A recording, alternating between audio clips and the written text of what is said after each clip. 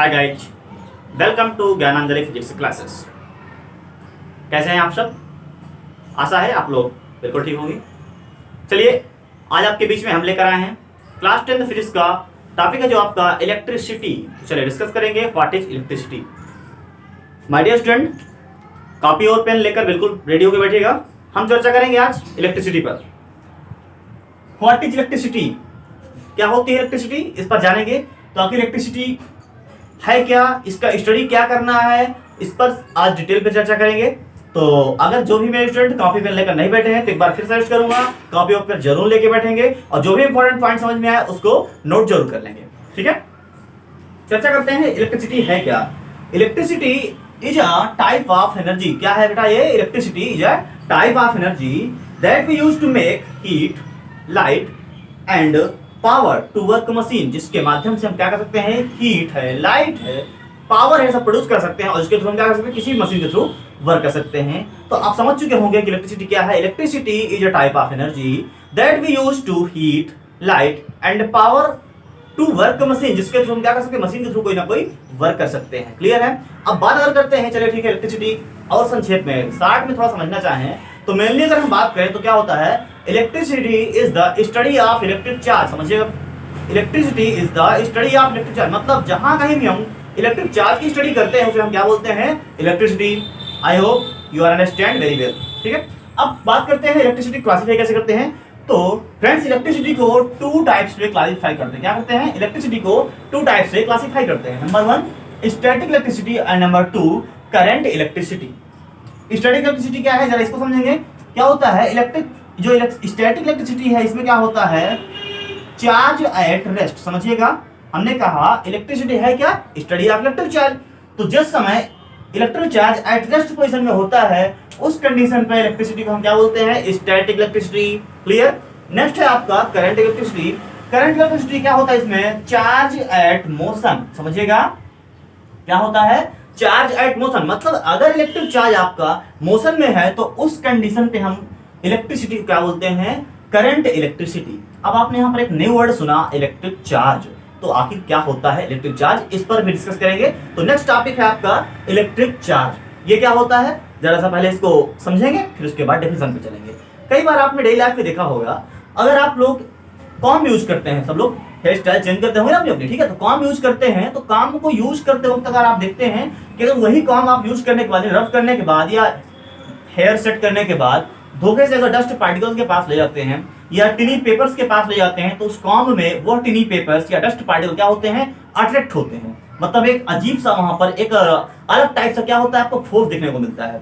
यही कंडीशन अगर आपने गौर किया हो कभी, ग्लास रॉड यानी कांच का जब कोई रॉड लेते हैं और उसको आप सिल्क क्लॉथ्स में यानी कि रेशम के कपड़ों पर रब करते हैं, उसके बाद भी यही प्रोसेस करते हैं तो वहां पर भी ऐसा कहीं ना कहीं प्रोसेस देखने को मिलता है। तो दोनों कंडीशन में आपने गौर करने वाली बात ये थी कि जब दोनों सब्सटेंस को आपने रब किया तब ये कंडीशन है, मतलब रगड़ने के बाद ही कहीं ना कहीं ये फोर्स डेवलप होता है। यानी कि जो भी चार्ज डेवलप होता है क्या होता है, रब करने के बाद होता है। समझेंगे हम।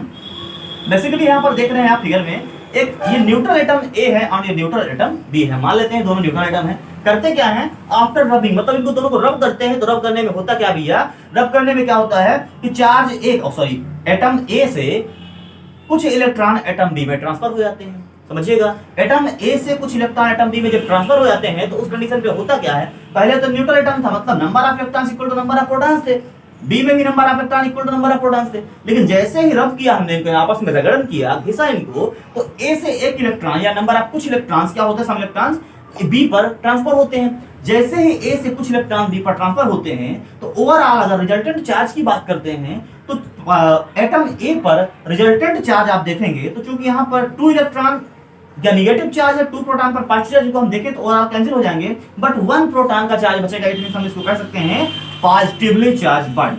क्लियर?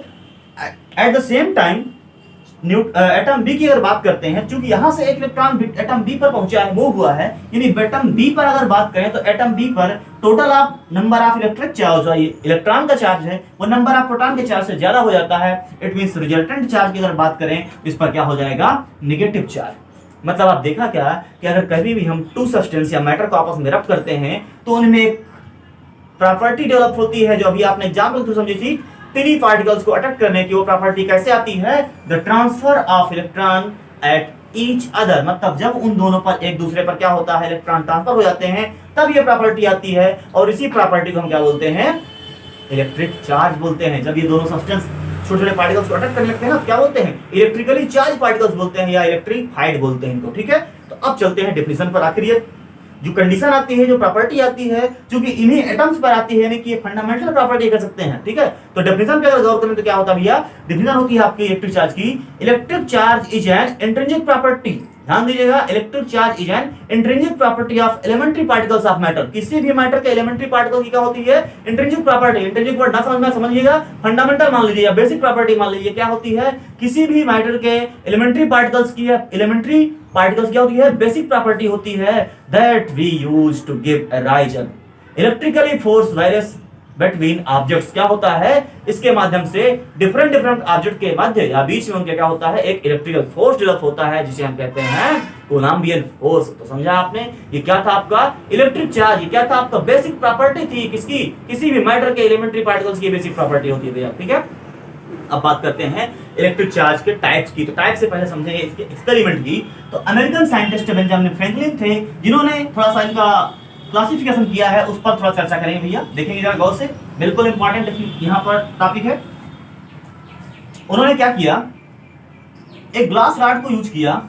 ग्लास रॉड को कैसे भैया यूज किया? सिल्क क्लॉथ सिरप किया। सिल्क क्लॉथ सिरप करने के बाद उन्होंने क्या किया? उसको धागे के माध्यम से एक जगह सस्पेंड कर दिया, यानी कि लटका दिया। दूसरी ग्लास रॉड लेते हैं, उसको भी सेम कंडीशन, यानी कि सिल्क क्लॉथ सिरप करने के बाद उसको भी धागे के माध्यम से लटका देते हैं। और उस कंडीशन पे क्या देखते हैं कि जब इन दोनों ग्लास रॉड को, ध्यान दीजिएगा, ये दोनों काहे की रॉड है? ग्लास रॉड है। इनको काहे सिरप किया है? सिल्क क्लॉथ सिरप किया है। जब इन दोनों ग्लास रॉड को आपस में पास लाते हैं तो भैया इनमें क्या होता है? फोर्स ऑफ रिपल्सन लगता है, मतलब एक दूसरे को ये रिपल करती है। ठीक है, एक इन्होंने एग्जांपल और लिया एक्सपेरिमेंट के थ्रू। उन्होंने लिया एक प्लास्टिक रॉड ली, और प्लास्टिक रॉड को लेने के बाद क्या करते हैं? देखिएगा, प्लास्टिक रॉड को लेते हैं और प्लास्टिक रॉड को उन्होंने वुलन क्लॉथ सिरप किया, और उसको भी रब करने के बाद धागे के माध्यम से लटका देते हैं। दूसरी प्लास्टिक रॉड लेते हैं, उसको भी वुलन क्लॉथ सिरप करते हैं, और उसको भी इसी प्रकार धागे के माध्यम से लटका देते हैं। दोनों कैसी रॉड हैं? ये भैया आपकी प्लास्टिक रॉड। इनको रब कैसे करते हैं? रब करते हैं इनको वुलन क्लॉथ से। ठीक है, सेम कंडीशन, इनको भी जब पास लेके आते हैं तो क्या होता है? इनमें भी फोर्स ऑफ रिपल्सन लगता है, मतलब एक दूसरे को ये रिपल करती है। तो ये समझ में आया कि जो ग्लास रॉड पर चार्ज एक्वायर्ड होता है, चाहे जितनी ग्लास रॉड पर किया जाए, जितनी बार किया जाए, वो सेम टाइप का होता है। क्यों? क्योंकि दोनों एक दूसरे को रिपल करती हैं। और इसी तरह आपका प्लास्टिक रॉड की जब बात करते हैं, तो प्लास्टिक रॉड में भी जितनी प्लास्टिक रॉड आप लेते हैं, वुलन क्लॉथ सिरप करते हैं, उनमें भी कुछ एक टाइप का चार्ज होता है। लेकिन अब ये क्लियर नहीं था कि सारा का सारा चार्ज एक टाइप का होता है या दूसरे टाइप का होता है। इसके लिए क्या करते हैं कि अब एक जो ग्लास रॉड था सिल्क क्लॉथ सिरप किया हुआ, दूसरा प्लास्टिक रॉड था, ये आपका वुलन क्लॉथ सिरप किया हुआ। जब इन दोनों को पास मिलाते हैं तो इन दोनों के बीच क्या होता है भैया? फोर्स ऑफ अट्रैक्शन लगता है। कैसा लगता है? फोर्स ऑफ अट्रैक्शन लगता है। इसका मतलब एक बार आपने देखा फोर्स ऑफ रिपल्सन यूज हो रहा था, दूसरी बार आपने देखा फोर्स ऑफ अट्रैक्शन यूज हो रहा है। इट मींस कह सकते हैं कि चार्ज आपका जरूर टू टाइप का होता है। क्यों? क्योंकि इनमें टू प्रॉपर्टीज होती है, एक बार फोर्स ऑफ रिपल्सन मिलता है, दूसरी बार फोर्स ऑफ अट्रैक्शन मिलता है। इसका मतलब चार्ज यहां से निकला टू टाइप का। तो यहां से आप चार्ज को क्या डिफाइन करेंगे आप? कि charge are of two types. अब समस्या इस बात की कि वो टाइप्स कौन कौन से हैं, समझिएगा। बेंजामिन फ्रैंकलिन ने बताया कि उनका एजम्पशन था कि जो ग्लास रॉड हम यूज करते हैं और जिसको हम सिल्क क्लॉथ सिरप करते हैं, उस पर जो चार्ज एक्वायर होता है उसको हम बोलते हैं पॉजिटिव चार्ज। क्या बोलते हैं भैया? Positive charge. और जो प्लास्टिक रॉड आपने यूज किया है, उसको जिसके वुलन क्लॉथ के साथ रब किया हुआ है, उसमें जो चार्ज एक्वायर होता है उसको हम क्या बोलते हैं? Negative charge. इस प्रकार से आपने क्या देखा? चार्ज आपका टू टाइप का होता है। आई होप आपको बढ़िया समझ में आया होगा। और अगर समझ में आ रहा हो ना भैया, हाँ, कुछ विद्यार्थी हमसे नए जुड़ रहे हैं, तो जो हमसे विद्यार्थी नए जुड़ रहे हैं ना, वो चैनल को फटाफट सब्सक्राइब जरूर कर लेंगे, और अगर वीडियो पसंद आ रहा हो ना तो लाइक करना बिल्कुल नहीं भूलेंगे। ओके, चलिए अच्छा, अब नेक्स्ट टॉपिक पर चर्चा करते हैं। अच्छा, टॉपिक पर चर्चा करने से पहले एक चीज और देख लेते हैं। हमने इलेक्ट्रिक चार्ज पढ़ा, तो थोड़ा सा इसकी जो इंपॉर्टेंट प्रॉपर्टी है उस पर गौर कर लेते हैं। इंपॉर्टेंट प्रॉपर्टी क्या है? इसी एक्सपेरिमेंट से कंक्लूजन निकल रहा है। आपने क्या देखा? जो ग्लास रॉड और ग्लास रॉड को पास लाए तो क्या देखा? Force of repulsion. Plastic rod को पास लाए तो क्या देखा आपने? Force of repulsion. But glass rod और प्लास्टिक रॉड को साथ मिलाए तो क्या हुआ? Force of attraction. एक चीज गौर करने वाली बात यहां से थी कि जब सेम को ला रहे थे तो फोर्स ऑफ रिपल्सन मिल रहा था, और जब डिफरेंट को ला रहे तो फोर्स ऑफ अट्रैक्शन मिल रहा था। इसी अकॉर्डिंग की इंपॉर्टेंट प्रॉपर्टी समझिएगा। इसमें कहते हैं लाइक चार्ज। क्या कहते हैं? Like charge repel each other. समझिएगा क्या कहते हैं, like charge repel each other and unlike charge attract to each other. क्यों, आपने देखा ग्लास और प्लास्टिक दोनों डिफरेंट थे, अनलाइक थे, इन्होंने एक दूसरे को अट्रैक्ट किया, जबकि आपका ग्लास और ग्लास एक दूसरे को रिपल करते हैं और आपका प्लास्टिक एक दूसरे को रिपल करते हैं। तो ये प्रॉपर्टी ध्यान दीजिएगा भैया, क्या होता है, like charge repel to each other and unlike charge attract to each other. अब चलते हैं नेक्स्ट टॉपिक पे। हाँ, एक चीज और समझ लीजिएगा कि इलेक्ट्रिक चार्ज आपने पढ़ा, इलेक्ट्रिक चार्ज का यूनिट क्या होता है, तो समझिएगा SI unit of electric charge is coulomb. क्या होता है, SI unit of electric charge is coulomb.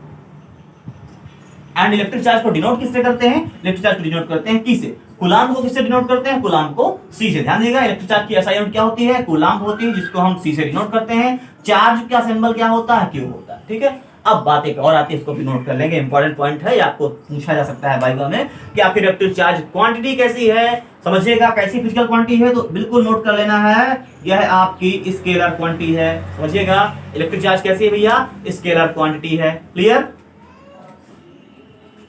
हाँ, इंपॉर्टेंट पॉइंट नोट करना बिल्कुल ना भूलें। ठीक है, चलिए नेक्स्ट पॉइंट है जो आपका conductor and insulator. Conductor and insulator, चलिए इस पर भी थोड़ा चर्चा करेंगे। वैसे आप लोगों को ये बेसिकली मालूम होगा, फिर भी साथ में थोड़ा चर्चा कर ही देते हैं। आखिर कंडक्टर क्या होता है और इंसुलेटर क्या होता है। ठीक है, समझिएगा, दोज सब्सटेंस थ्रू व्हिच, क्या होता है, those substance through which electricity can flow easily. समझिएगा, those substance can through which electricity can flow easily are known as conductor. Conductor का मतलब यहां पर समझिए क्या है कि ऐसे सब्सटेंस जिनमें से क्या होता है, इलेक्ट्रिसिटी इजीली पास हो जाती है, उसे हम क्या बोलते हैं, कंडक्टर बोलते हैं। फॉर एग्जांपल के रूप में देखेंगे कंडक्टर के, तो आप देखें सिल्वर, ठीक है, एल्युमिनियम एंड क्या देखेंगे, कॉपर एंड सो ऑन। ठीक है, अब अगर बात करें इंसुलेटर की, तो हमने इसमें क्या बताया, those substance through which electricity can flow easily. यहां पर क्या हो जाएगा, those substance through which electricity not flow easily is known as insulator. मतलब ऐसे सब्सटेंस जिनमें से इलेक्ट्रिसिटी फ्लो नहीं होती है आसानी से, उन्हें क्या बोलते हैं, इंसुलेटर बोलते हैं। इसका एग्जांपल क्या देखेंगे, plastic, rubber, would and so on. ठीक है, आप पहले क्या होता है, प्लास्टिक है, रबर है, लकड़ी है, बैकेलाइट वगैरह है, सब क्या होता है, इंसुलेटर होता है। और यहाँ पर आप देखें सिल्वर है, एल्युमिनियम है, कॉपर है, ये क्या होते हैं, आपके कंडक्टर होते हैं। ठीक है, हाँ, एक चीज और समझिएगा, silver is the best conductor of electricity. ध्यान दीजिएगा, ये भी एक नंबर की एग्जांपल, बिल्कुल इंपॉर्टेंट क्वेश्चन है। क्या है, silver is the best conductor of electricity. Clear, चलिए नेक्स्ट टॉपिक चलते हैं। अब क्या है आपका इलेक्ट्रिक पोटेंशियल, इंपॉर्टेंट पॉइंट्स समझिएगा। इलेक्ट्रिक पोटेंशियल,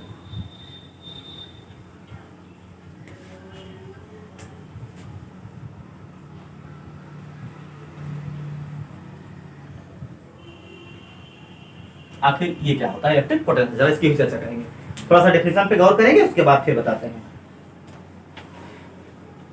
क्या होता है इलेक्ट्रिक पोटेंशियल। देखेंगे, the electric potential at a point in an electric field is defined as the work done in moving a unit positive charge from infinite to that point. समझिएगा एक बार फिर, the electric potential at a point, किसी भी point पर electric potential क्या होता है, इन एन इलेक्ट्रिक फील्ड के अंदर, is defined as the work done in moving a unit positive charge from infinite to that point. अब जरा फिगर पे देखेंगे और समझेंगे। ठीक है, चलिए मान लेते हैं ये कोई आपका इलेक्ट्रिक फील्ड है। ठीक है, इलेक्ट्रिक फील्ड है, ठीक है, इसका इलेक्ट्रिक फील्ड कितना है, मान लेते हैं इलेक्ट्रिक फील्ड ई है।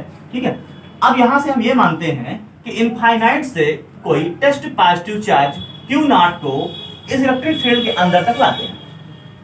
यहां समझिएगा, इनफाइनाइट से इस इलेक्ट्रिक टेस्ट पॉजिटिव चार्ज को यहां तक लेके आएंगे, तब तक जो कोई वर्क होगा वो जीरो होगा। क्यों, क्योंकि चूंकि यहां पर कोई अपोजिशन फोर्स है नहीं है, जब अपोजिंग फोर्स नहीं है तो यहां पर कोई वर्क नहीं होगा। लेकिन जैसे ही हम इस बाउंड्री के अंदर आने का प्रयास करते हैं, तो चूंकि ये इलेक्ट्रिक फील्ड है, यानी कि यहाँ पर कोई ना कोई चार्ज होगा, ये चार्ज होगा, पॉजिटिव चार्ज होगा, इसको रिपल करेगा। क्या करेगा, रिपल करेगा, यानी इस पे एक प्रकार का फोर्स लगाएगा। जब फोर्स लगाएगा तो अब क्या होगा, ये आने से मना करेगा। बट हम इस फोर्स के अगेंस्ट में इस टेस्ट चार्ज क्यू नॉट को इसके एक फिक्स पॉइंट मान लेते हैं, इसको ए, इस ए पॉइंट तक क्यू नॉट को लेके आते हैं। तो अगर हम इसको ए पॉइंट तक क्यू नॉट को लेके आएंगे, तो यहाँ से यहाँ तक लाने में अब हमें चूंकि इसके अगेंस्ट कोई ना कोई वर्क करना पड़ेगा, वो वर्क मान लेते हैं हम डब्ल्यू है। तो यहाँ पर जो इलेक्ट्रिक पोटेंशियल होगा, हमने कहा क्या होता है, वही वर्क डन पोटेंशियल रूप में सेव हो जाता है। फार्मूला इसका निकलेगा V is equal to W upon Q naught. अब यहाँ से एक और डिफिनेशन पर गौर करेंगे, ठीक है। क्या होता है पहले समझ लेंगे। इनफाइनाइट से जब टेस्ट पॉजिटिव चार्ज को इलेक्ट्रिक फील्ड के अंदर किसी सर्टेन पॉइंट ए तक मान लीजिए लेके आते हैं, तो इस सर्टेन पॉइंट ए तक जो वर्क करना पड़ता है वह वर्क और यूनिट पॉजिटिव चार्ज का रेशियो क्या कहलाता है, इलेक्ट्रिक पोटेंशियल कहलाता है। अब यहाँ पर अगर गौर करें तो क्या होगा, वर्क डन पर यूनिट चार्ज, समझिएगा सारा टाइम समझिएगा, वर्क डन पर unit charge is known as electric potential, ठीक है। अब यहाँ पर वर्क डन क्या होता है, इनफाइनाइट से लेकर इलेक्ट्रिक फील्ड के अंदर जिस निश्चित पॉइंट तक लेके आते हैं तब तक में किया गया वह कार्य यानी वर्क होता है, और ये टेस्ट पॉजिटिव चार्ज का रेशियो क्या कहलाता है, इलेक्ट्रिक पोटेंशियल, ठीक है। अब अगर हम बात करें यूनिट की, तो वर्क यूनिट भैया क्या होती है, वर्क यूनिट क्या होती है, जूल होती है। चार्ज यूनिट अभी हमने बताया क्या होती है, कूलाम होती है। तो आपने क्या देखा, electric potential unit joule per coulomb, but SI unit of electric potential, समझिएगा SI unit of electric potential क्या होती है, वोल्ट। क्या होती है, volt. SI unit of electric potential is volt. Clear है, ये था आपका इलेक्ट्रिक पोटेंशियल। अब बात करेंगे नेक्स्ट टॉपिक के रूप में पोटेंशियल डिफरेंस। समझते आइएगा, हाँ जहां समझ में आए। अगर कोई डाउट्स हो, ठीक है मेरे प्यारे विद्यार्थियों को, कोई किसी प्रकार का डाउट समझ में आए तो वो हमारे telegram channel physics by Pradeep sir, ठीक है, Gyananjali physics classes by Pradeep sir में अपना कमेंट दे सकते हैं, ठीक है। और जो भी विद्यार्थी हमसे नए जुड़ रहे हैं, कोई परेशानी की जरूरत नहीं है, हमारा टेलीग्राम चैनल आज ही ज्वाइन करें, और टेलीग्राम चैनल पे आपको सारा कंटेंट जो आज से क्लास चल रही है या इसके पहले का जो भी टॉपिक है उसमें मिल जाएगा। और किसी प्रकार की प्रॉब्लम के लिए हमारे व्हाट्सएप पे भी कमेंट कर सकते हैं, आप अपनी प्रॉब्लम शेयर कर सकते हैं, ठीक है। व्हाट्सएप नंबर हमारा एक बार नोट कर लेंगे, जिसके पास भी ना हो, 9621193558। इस पर भी अपनी प्रॉब्लम हमारे पास तक आप शेयर कर सकते हैं, ठीक है। चलिए अच्छा, नेक्स्ट टॉपिक के रूप में चलते हैं, पोटेंशियल डिफरेंस।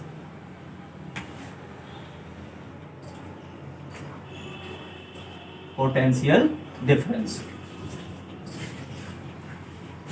हाँ हमारे फ्रेंड्स पढ़ने में इतना ज्यादा ही मनमुग्ध हो चुके हैं कि शायद वो भूल चुके हैं कि हमारे अभी अपने और मित्रों को भी इस लिंक को शेयर करना है। तो जिन्होंने अभी तक वीडियो को शेयर नहीं किया है वो फटाफट वीडियो को शेयर जरूर करें, ठीक है। चलिए अच्छा, क्या होता है पोटेंशियल डिफरेंस, समझेंगे इसको भी। अभी हमने पढ़ा है इनफाइनाइट से इलेक्ट्रिक फील्ड तक किसी टेस्ट पॉजिटिव चार्ज को एक सर्टेन पॉइंट तक लाने में जो वर्क करना पड़ता है वही वर्क पोटेंशियल डिफरेंस के रूप में सेव हो जाता है। बट यहाँ पर थोड़ा सा चेंज है, यहाँ पर थोड़ा चेंजेस क्या है, क्योंकि हम पोटेंशियल डिफरेंस की बात कर रहे हैं, मतलब किन्हीं टू पॉइंट्स के बीच जाहिर सी बात है इलेक्ट्रिक पोटेंशियल का डिफरेंस होगा, ठीक है। तो यहाँ पर देखेंगे इलेक्ट्रिक फील्ड के अंदर ही, समझिएगा इलेक्ट्रिक फील्ड के अंदर ही किसी पॉइंट ए से पॉइंट बी तक test positive charge Q naught को जो लाने में वर्क करना पड़ता है वो मान लेते हैं डब्ल्यू ए बी है। इस वर्क एंड इस टेस्ट पॉजिटिव चार्ज का जो रेशियो होता है वो कहलाता है पोटेंशियल डिफरेंस। यहाँ समझिएगा, हमने पिछली क्लास मतलब इलेक्ट्रिक पोटेंशियल में क्या पढ़ा, इनफाइनाइट से किसी पॉइंट को इलेक्ट्रिक फील्ड तक लाने में जो वर्क करना पड़ता था वो था आपका इलेक्ट्रिक पोटेंशियल। बट यहाँ पर इलेक्ट्रिक फील्ड के अंदर ही किसी एक पॉइंट ए से दूसरे पॉइंट बी तक ले जाने में जो वर्क करना पड़ता है उसे क्या बोलते हैं, पोटेंशियल डिफरेंस। अरे अदर वे अगर समझना चाहें तो क्या समझेंगे, मान लेते हैं पॉइंट ए का इलेक्ट्रिक पोटेंशियल VA है एंड पॉइंट बी का इलेक्ट्रिक पोटेंशियल VB है, तो the difference of between points A and B, ठीक है, the difference of electric potential points A and B is known as potential difference, ठीक है। तो potential difference की अगर बात करें हम, तो पोटेंशियल डिफरेंस की अगर बात करें तो पोटेंशियल डिफरेंस क्या हो जाएगा, VB difference VA means B और A के पॉइंट B और पॉइंट A पर जो इलेक्ट्रिक पोटेंशियल था उन दोनों का डिफरेंस ही क्या कहलाता है, इलेक्ट्रिक पोटेंशियल। हाँ जो बच्चे नोट्स बनाना चाहें नोट जरूर बनाइएगा, बिल्कुल बेहतर तरीके से बेहतर मैटर आपको समझ में आएगा। अगर फिर भी कुछ समझ में ना आए तो कमेंट जरूर करेंगे, ठीक है।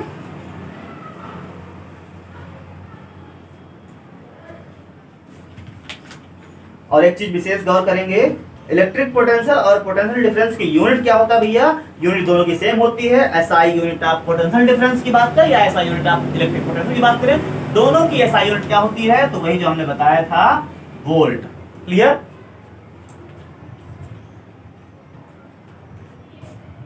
अब आखिर एक चीज और क्वेश्चन बनता है, सर पोटेंशियल डिफरेंस तो आपने बता दिया, आखिर इसे मेजर किससे करते हैं, तो इसके लिए एक इंस्ट्रूमेंट होता है जिसे हम कहते हैं, क्या कहते हैं बताएं कोई, वोल्टमीटर। समझिएगा वोल्ट मीटर, जिससे हम इलेक्ट्रिक पोटेंशियल या पोटेंशियल डिफरेंस मेजर करते हैं, उस इंस्ट्रूमेंट को क्या बोलते हैं, वोल्टमीटर बोलते हैं। और एक खास बात यह है कि वोल्टमीटर को कभी भी जब लगाते हैं किसी सर्किट में तो उसको हम पैरेलल कॉम्बिनेशन में लगाते हैं। ये भी ध्यान दीजिएगा, जब हम न्यूमेरिकल सॉल्व करवाएंगे तो वहां आपको दिखा देंगे बिल्कुल डिटेल में फिगर के थ्रू। इतना बस ध्यान दीजिएगा कि पोटेंशियल डिफरेंस को मेजर करने वाला जो इंस्ट्रूमेंट होता है वो क्या होता है आपका, वोल्टमीटर होता है, और वोल्टमीटर किसी भी सर्किट में जब लगाते हैं तो कैसे लगाते हैं, उसको लगाते हैं हम बिल्कुल सर्किट में पैरेलल कॉम्बिनेशन में। अब नेक्स्ट टॉपिक जो आज का है आपका बहुत प्यारा टॉपिक है, चर्चा करेंगे उसकी, वो है आपका इलेक्ट्रिक करंट, जिसका आपको बहुत देर से इंतजार था। इलेक्ट्रिक करंट, तो फ्रेंड्स चर्चा करेंगे कि इलेक्ट्रिक करंट क्या है। थोड़ा सा करंट की जैसे ही बात आ जाती है तो हमें थोड़ा सा याद आ जाता है कहीं ना कहीं, मतलब मूवमेंट हो रहा है, मोशन हो रही है, जो कि करंट वर्ड से कुछ ऐसा फील होता है। समझिए क्या है, it is the potential difference, क्या है, it is the potential difference between the ends of the wire which makes the electric charge to flow in the wire। समझिए क्या है, यह एक प्रकार का पोटेंशियल डिफरेंस है जो कि क्या करता है, इलेक्ट्रिक वायर में इलेक्ट्रिक चार्ज को वन एंड से अनदर एंड तक फ्लो करता है। एक बार फिर समझेंगे, मान लेते हैं एक प्रकार की क्या है, वायर है, ठीक है। तो इलेक्ट्रिक पोटेंशियल में क्या बताया कि एक प्रकार का पोटेंशियल डिफरेंस है जो कि एक एंड ए से दूसरे एंड बी तक इलेक्ट्रिक चार्ज को फ्लो करता है। ये क्या कहलाता है, आपका इलेक्ट्रिक करंट कहलाता है। अदर वे इसको और समझेंगे इलेक्ट्रिक करंट को, जो आपने और कहीं सुना भी होगा, मैं जरा लिखूंगा फार्मूला पहले इसका, I is equal to Q upon T. ये I क्या है, इलेक्ट्रिक करंट है, एंड Q का है, अभी आप पढ़ रहे हैं, इलेक्ट्रिक चार्ज है, एंड T क्या है, टाइम है। तो आपने क्या देखा, चार्ज पर यूनिट टाइम देखा ना, तो बस इसी कहते हैं भैया rate of flow of charge. समझिएगा, rate of flow of charge per unit time is known as electric current. Basic definition है, बहुत सिंपल सा लैंग्वेज में बताया जा रहा है आपको, बिल्कुल समझ लीजिएगा। Rate of flow of charge per unit time is known as electric current. Clear, बस इतना आपको ध्यान देना है। I इक्वल टू क्या होता है, Q अपॉन T। अब यहीं से आपका डेफिनेशन भी बन जाएगी और यहीं से आपका फार्मूला और यूनिट भी निकल आएगी। I equal Q upon T है, हमने कहा Q क्या है, चार्ज है, चार्ज की यूनिट क्या होती है भैया, कूलाम होती है, टाइम की यूनिट क्या होती है, सेकंड होती है। तो I की यूनिट क्या हो गई, कूलाम पर सेकंड, इसी को हम बोलते हैं एम्पियर। क्या बोलते हैं, एम्पियर। तो अगर कोई पूछे आपसे इलेक्ट्रिक करंट का ऐसा यूनिट क्या होता है तो क्या बताएंगे आप, एम्पियर। क्लियर। अभी आपने पोटेंशियल डिफरेंस पढ़ा, तो उसके लिए आपने पढ़ा एक इंस्ट्रूमेंट पढ़ा जिससे आप मेजर करते थे। तो इलेक्ट्रिक करंट के लिए भी एक इंस्ट्रूमेंट है। आप इलेक्ट्रिक करंट किससे मेजर करेंगे, उसके लिए जो आपका इंस्ट्रूमेंट है उसे क्या बोलते हैं, अमीटर।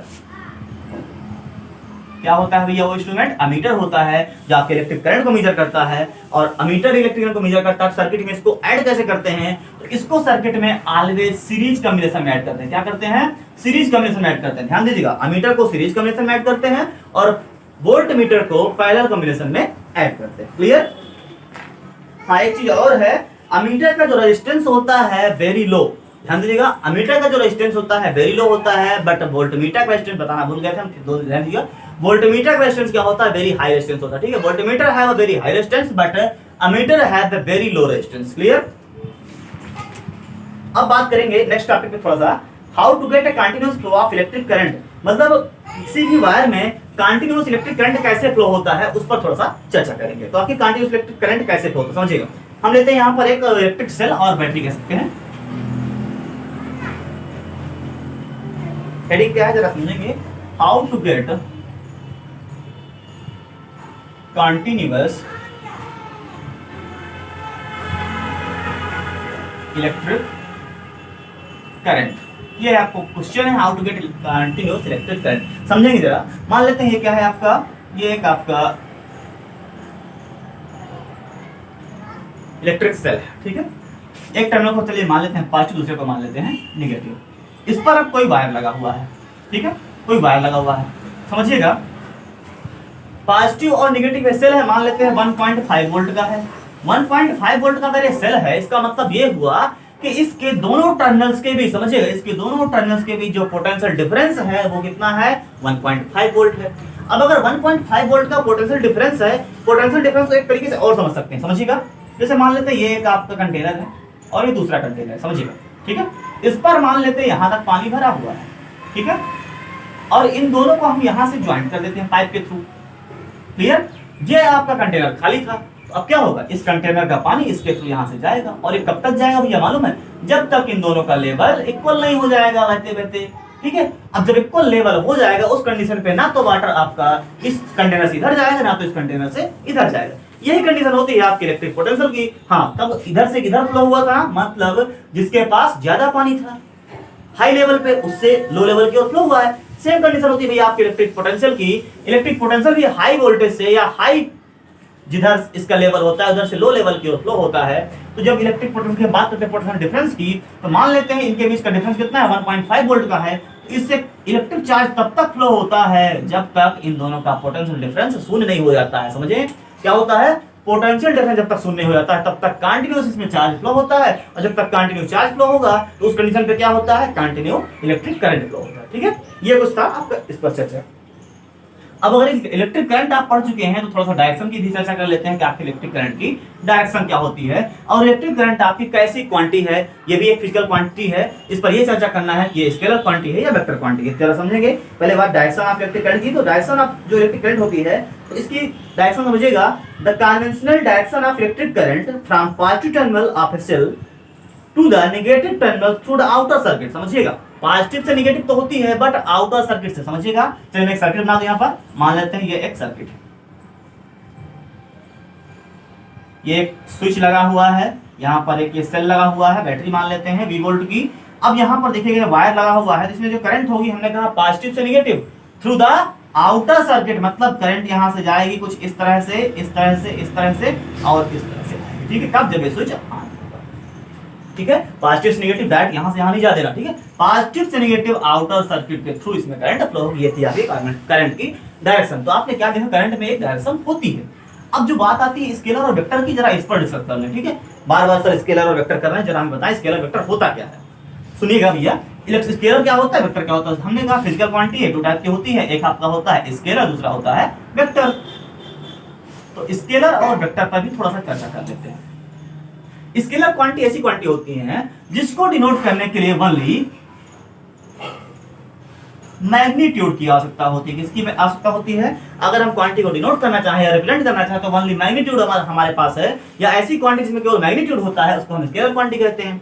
अच्छा, वेक्टर क्वांटिटी में क्या होता है, या फिर बताएं। तो वेक्टर क्वांटिटी में क्या होता है कि magnitude as well as direction. समझिएगा, magnitude as well as direction, मतलब ऐसी अगर फिजिकल क्वांटिटी है जिसमें मैग्नीट्यूड के साथ साथ डायरेक्शन भी होती है उसको हम कह देते हैं वेक्टर क्वांटिटी। केवल इससे काम नहीं चलता, एक पॉइंट और नोट कर लीजिएगा कि जिसमें केवल मैग्नीट्यूड होता है उसको तो हम स्केलर बोल देते हैं, लेकिन वेक्टर क्वांटिटी के केवल मैग्नीट्यूड और डायरेक्शन बस नहीं हो सकता, अगर वह क्वांटिटी वेक्टर सम रूल को फॉलो करती है। क्या समझिएगा, वेक्टर सम रूल, अगर वह physical quantity vector sum rule को फॉलो करती है तो ही वह वेक्टर क्वांटिटी होगी, अदरवाइज वह वेक्टर क्वांटिटी नहीं होगी। जरूरी नहीं है कि अगर उसके पास मैग्नीट्यूड और डायरेक्शन है तो वह वेक्टर हो जाए। ठीक है, तो सेम कंडीशन पर चर्चा करेंगे। जो आपकी इलेक्ट्रिक करंट है, नोट कर लीजिएगा, बिल्कुल एग्जाम में आएगा, वो स्केलर क्वांटिटी है। कैसी है, स्केलर। हमने बताया ना कि मैग्नीट्यूड भी उसके पास है, डायरेक्शन भी है, बट फिर स्केलर क्यों हो गई, तो ये रूल नीचे वाला काम आ गया ना, वो आपके वेक्टर सम रूल को फॉलो नहीं करती जबकि अलजेब्राइक रूल को फॉलो करती है, इसलिए आपकी इलेक्ट्रिक करंट कैसी है, स्केलर क्वांटिटी है। ठीक है, चलते हैं नेक्स्ट टॉपिक पे।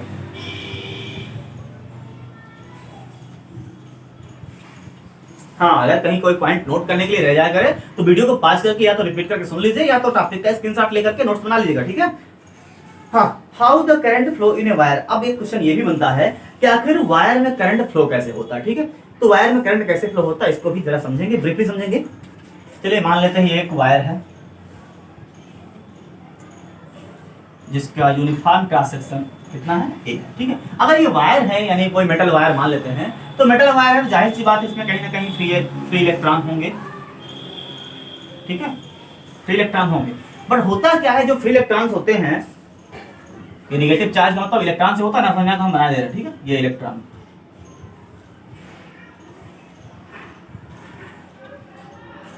मेटल में अगर फ्री इलेक्ट्रॉन, कंडक्टर ही लेंगे, कंडक्टर में फ्री इलेक्ट्रॉन पाया जाता है। ठीक है, कंडक्टर में क्या होता है, फ्री इलेक्ट्रॉन्स पाए जाते हैं। ये फ्री इलेक्ट्रॉन्स, बट होता क्या है कि जिनकी डायरेक्शन होती है ना, ये रैंडमली मूव करते हैं, कोई इधर मूव करता है, कोई इधर मूव करता है, कोई इधर मूव करता है, कोई इधर मूव करता है। जो फ्री इलेक्ट्रॉन्स होते हैं ये ऑटोमेटिक मूव करते रहते हैं, बट इनकी कोई फिक्स डायरेक्शन नहीं होती है, रैंडमली इधर उधर मूव करते हैं।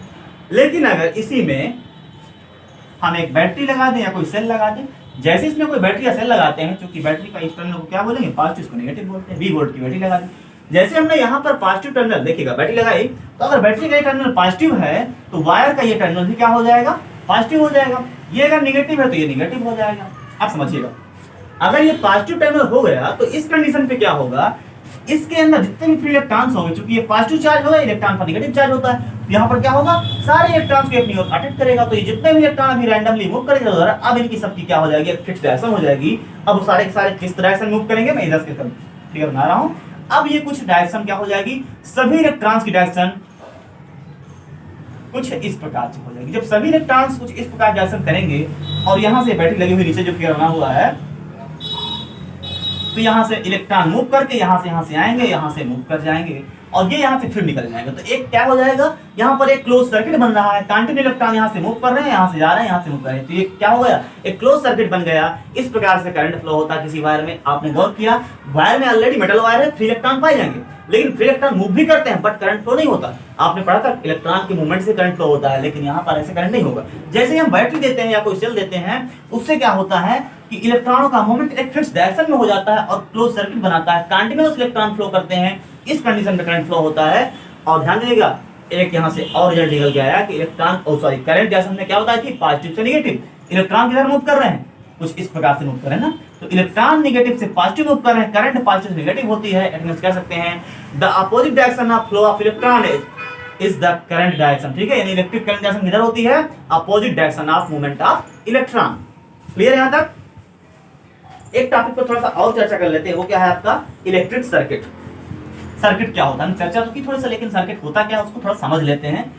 इलेक्ट्रिक सर्किट क्या होता है, देखिए ये क्या होता है, a continuous conducting path consisting of wire and other resistances like electric bulb etcetera and a switch between the two terminals of a cell और battery along which an electric current flow is called a circuit। तो आपकी circuit क्या होता है, electric circuit समझेंगे। Electric circuit क्या होता है, तो हमने क्या कहा कि मान लेते हैं यहाँ पर एक बैटरी है या सेल है, ठीक है, ये आपका सेल होगा, बैटरी होगा, ठीक है, ये इसका पॉजिटिव टर्मिनल होगा, नेगेटिव टर्मिनल होगा। इसके बाद इसमें से कोई हम रेजिस्टेंस लगा दें, लाइक हमने क्या कहा बल्ब। फिर क्या करता है, रेजिस्टेंस के बाद इसमें कोई क्या लगा दे, स्विच लगा दे, ठीक है। यानी किसी बैटरी के एक टर्मिनल से कोई वायर के थ्रू हम क्या कर दें, कोई रेजिस्टेंस लगा दें, उसमें स्विच लगा दें, तो ये जो कॉम्बिनेशन कहलाता है पूरा, ये क्या कहलाता है, यह कहलाता है आपका इलेक्ट्रिक सर्किट। क्लियर है? इसमें क्या होगा, एक बैटरी होगी या सेल होगा, कोई ना कोई रेजिस्टेंस होगा और एक स्विच होगी। ये पूरा सिस्टम क्या कहलाता है, ये कहलाता है आपका इलेक्ट्रिक सर्किट। और ये कैसा होना चाहिए पाथ, ये भैया पूरा कंडक्टिंग पाथ होना चाहिए। ठीक है, शुरू में हमने बताया है एक continuous conducting path consisting of wire and other resistances and a switch। continuous conducting path, ठीक है, and other resistances and a switch, ये तीनों कॉम्बिनेशन जो होता है क्या कहलाता है, यह कहलाता है इलेक्ट्रिक सर्किट। अच्छा, अब सर्किट डायग्राम क्या होता है जरा सा उसको भी देख लेंगे। तो सर्किट डायग्राम कुछ नहीं है भैया, इसी का एक क्या हो जाता है, ग्राफिकल रिप्रेजेंटेशन हो जाता है। उसको समझेंगे वो कैसे होता है। जैसे हमने बैटरी का पूरा बैटरी का सिंबल बनाया था, तो वहां पर थोड़ा सिंबल यूज करें तो सिंबल भी समझ लेंगे क्या होता है। थोड़ा सा बुक्स में सब लोग पढ़ लीजिएगा। चलिए मैं एक बार सारे बता देता हूँ आपको इलेक्ट्रिक सिंबल के बारे में। जैसे ये सिंबल आपका प्लस और माइनस किसका होता है, सेल का होता है। फिर अगर हम बात करें बैटरी का, तो बैटरी की डिफिनेशन क्या होती है समझ लेंगे, द कॉम्बिनेशन ऑफ सेल, क्या होता है, the combination of cell is known as battery. समझिएगा, तो ये क्या हो गया आपका सिंबल, बैटरी का हो गया। मतलब अगर 2 और मोर सेल को एक साथ हम ऐड कर देते हैं तो क्या कहलाता है, बैटरी कहलाता है। एक सिंबल ये है आपका सीधा, इसे क्या बोलते हैं, कनेक्टिंग वायर। क्या बोलते हैं भैया, कनेक्टिंग वायर बोलते हैं। और अगर हम बात करें कुछ ऐसे सिंबल के साथ ऐसे ज्वाइन कर दें, जो कि यहाँ पर आप देख रहे हैं एक के बाद दूसरी वायर है, इसे क्या बोलेंगे, ज्वाइंट वायर। ये आपको न्यूमेरिकल में समझना पड़ेगा, इसलिए सिंबल को जरूर समझ लेंगे और ध्यान देंगे। ठीक है, अगर कहीं ऐसा हो एक वायर ऐसा आई है, एक वायर ऐसे आई है, क्योंकि एक से दूसरी वायर यहाँ पर क्रॉस कर रही है, इसको क्या बोल देंगे, क्रॉसिंग वायर। अब जो इंपॉर्टेंट सिंबल आता है वो जरा समझिए क्या आता है, वो आपके आता है रेजिस्टेंस का। इसे क्या बोलेंगे, रेजिस्टेंस। ये आपका होता है रेजिस्टेंस। अगर इसी रेजिस्टेंस में हम ऊपर एरो लगा देते हैं, इसको हम बोलते हैं वेरिएबल रेजिस्टेंस। क्या बोलते हैं भैया, वेरिएबल रेजिस्टेंस। अब थोड़ा सा स्विच की भी चर्चा कर लेते हैं। जैसे ये आपका सिंबल है, ठीक है, इसको क्या बोलते हैं, ओपन स्विच। ये क्या होता है, ओपन स्विच होता है। और अगर कुछ ऐसा है आपका, ये आपका, तो क्या बोलेंगे, क्लोज स्विच। बेसिकली हमने सिंबल बता रखा है, एक दो सिंबल और देख लीजिएगा। जैसे कि ये सिंबल आपकी क्या होता है, ये किसका होता है, बल्ब का सिंबल। ठीक है, तो सिंबल पर भी थोड़ा सा फोकस कर लेंगे। और इन्हीं सिंबल्स को मिला करके जो भी हमने सर्किट बनाया था, तो सिंबल्स के थ्रू जो सर्किट बनाते हैं उसको क्या बोल देते हैं, सर्किट डायग्राम बोल देते हैं। क्लियर है? अगर वीडियो पसंद आया हो तो लाइक करना बिल्कुल नहीं भूलेंगे। जो विद्यार्थी हमसे नए जुड़ रहे हैं, चैनल को फटाफट सब्सक्राइब कर लेंगे, बेल आइकन जरूर दबाएंगे ताकि अगले वीडियो की नोटिफिकेशन आपको मिलते रहे। ठीक है, तो मिलते हैं अब नेक्स्ट टॉपिक में, नेक्स्ट क्लास में। तब तक के लिए बाय बाय, थैंक यू।